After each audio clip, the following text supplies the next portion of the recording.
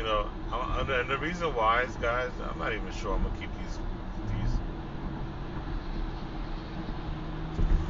VFP 483. What's the point of that? People like that, man. I'm telling you, just look. Wow, look. See, that's what I'm saying, guys.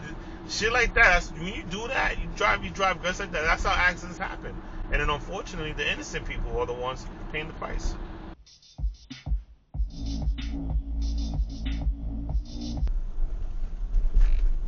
Damn. That.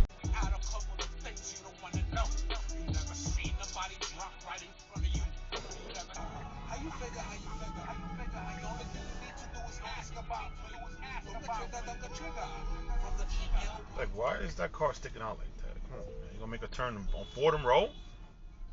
That's the wrong place to make a U-turn.